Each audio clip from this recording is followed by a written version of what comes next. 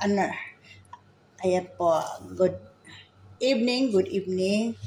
Ayan po. Ito na po yung ano ko muna ng ilang puan to. Hindi ko agad ito niluto kanina pagtimpla ko kasi gusto namin ngayong gabi lulutuin bago kami matutulog. Ayan. Ito na yung puto. Ito. Yan. Ay, puto. Hindi pa sa puto. Yung tinimpla ko pong pamputo. Nag-init na po ako ng tubig. Yan po. Pero po, wala po akong, ang totoo po yan, wala po akong photo molder. Ito po, papatong ko lang siya dito. Kasi walang steamer eh. Walang steamer dito. So, wala po ako talagang photo molder. Ito lang po yung ginagawan ko ng pang mold ng puto. Yan. Yan po, oh. Yan po. So, nilagyan ko ng oil. May butter naman na yon para ano ko lang, lagyan ko oil para hindi siya dumikit. Ayan.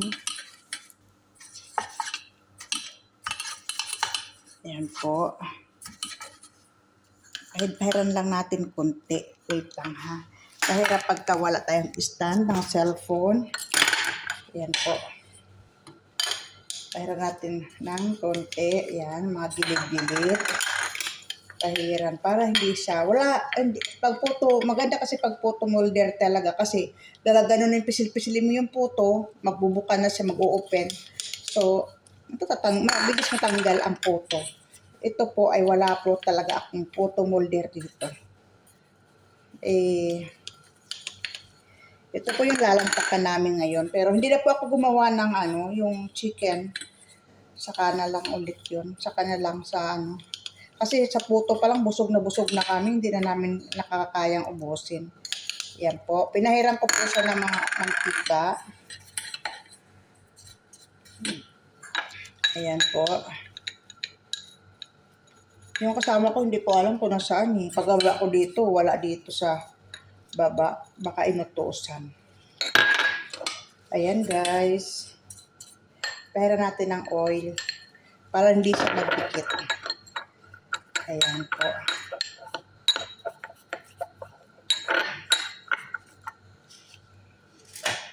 Tapos po, ito, yung tinimpla ko, lalagyan natin. Hintayin na natin kumulo yon. So, yung tinimpla ko kanina, ito na siya, oh.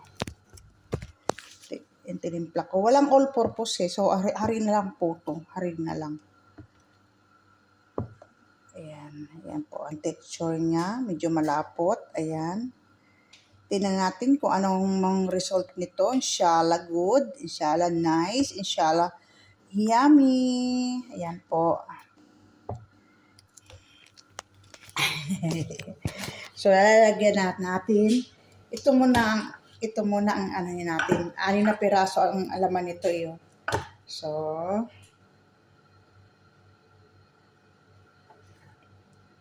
ayan po. Hindi natin naubos yung kasi para hindi siya mapunong-puno.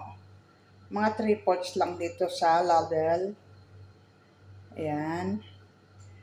Kasi hindi kasya pag ubusin ang isang ladle, hindi siya kasya at saka aapaw doon sa kuan. So, yan po.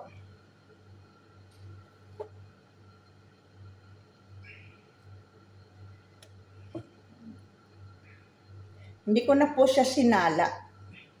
Hindi naman po ito pambenta. Pangkain-kain lang namin. Hindi ko na po sinala.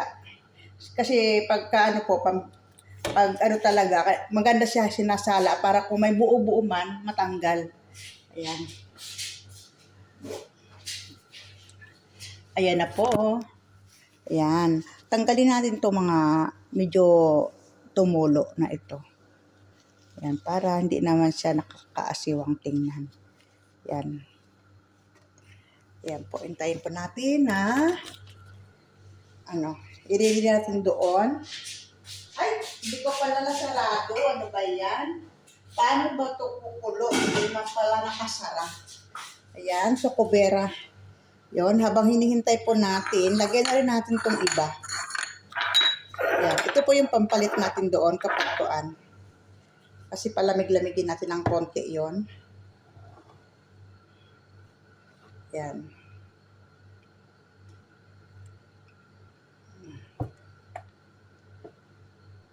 Parang mas maganda siguro, nakalimutan ko lagyan pala to. Mas maganda ko yung nalagyan ko ng konting asin. Para konti lang, yung parang na may konting kuan basta na alat.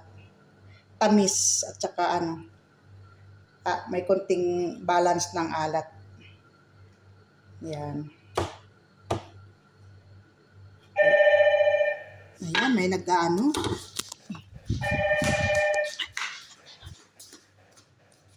Yes, hello, good evening. Ayan guys, may tumawag. Ano lang natin to, sasala na po natin ito. Ito kumukulo lang ng tubig. So, salang.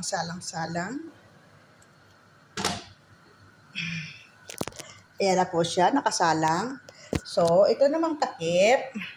Lalagyan natin ng malinis na tela para hindi siya mag-moist. Yung mga pawis-pawis, yung pawis-pawis ng takip, hindi mapunta doon sa puto. Hindi magbabasa-basa yung puto. Okay, yan po. Ayan. Hintayin natin mga 8 minutes. Mga 8 minutes, lagyan natin hinaan natin ng apoy. Mahinang apoy lang. Lagay naman natin yung cheese, yung pang toppings after 8 minutes. Yan.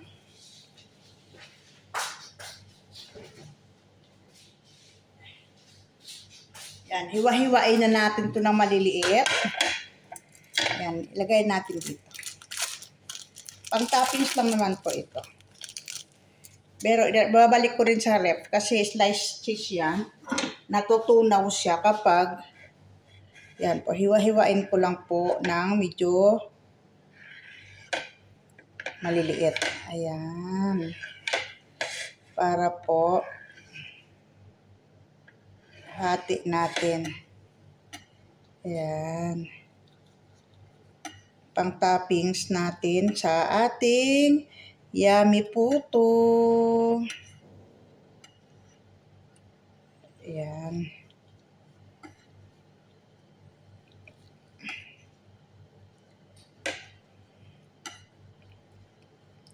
Hiwa-hiwalay na natin para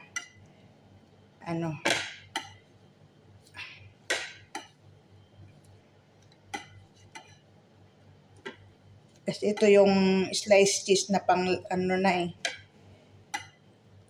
Ayan po. Okay. Ito na po yung ating, yan, naka-ready na siya, oh.